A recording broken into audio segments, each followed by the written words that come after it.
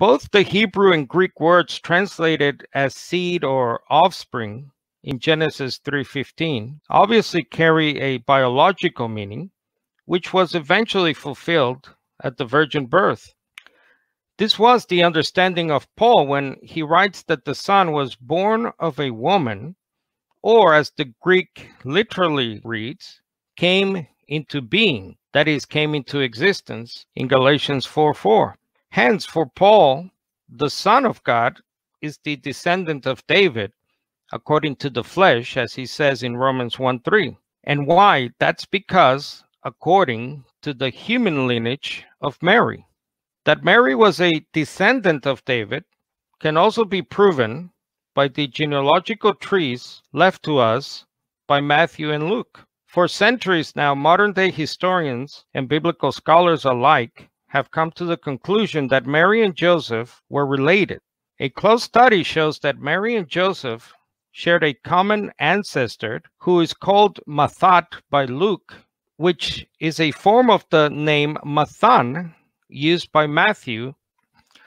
Now, this explains why the earliest Christian sources say the reason Mary went with Joseph in the first place to register for what's known as the Nova Roma, or the Roman census, in Bethlehem, which is a city or a town of David, by the way, was because they were both from the house of David. As a matter of fact, the earliest virgin birth manuscripts, like this recently discovered 4th century palimpsest. Now, a palimpsest is a manuscript that has been used and reused. So over the years and over the decades, they write on top of it. When they go back to the earliest reading, it contains an alternative reading of Luke 2, verse 4, which says that they enrolled together in Bethlehem because they were both of the house of David. We also know from the historical records that govern the laws of the Roman census that each tribe was called separately to register.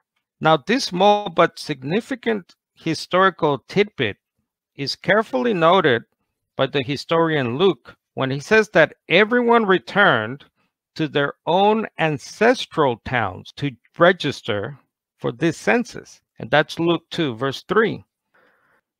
In Luke 1:42, Elizabeth, with a glad cry and exclamation to Mary, God has blessed you more than any other woman, and blessed is the fruit of your womb.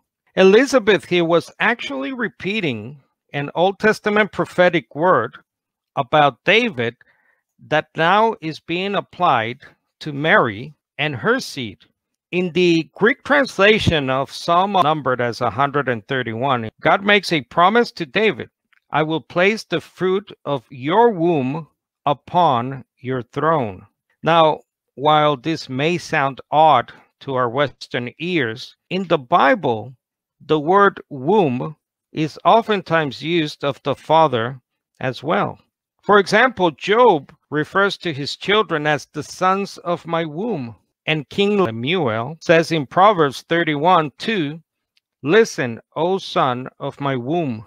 What happens is that most translators sometimes change biblical words, perhaps in order to lessen the impact and misunderstanding that we may have today. And so other words are used, like body or the loins of David,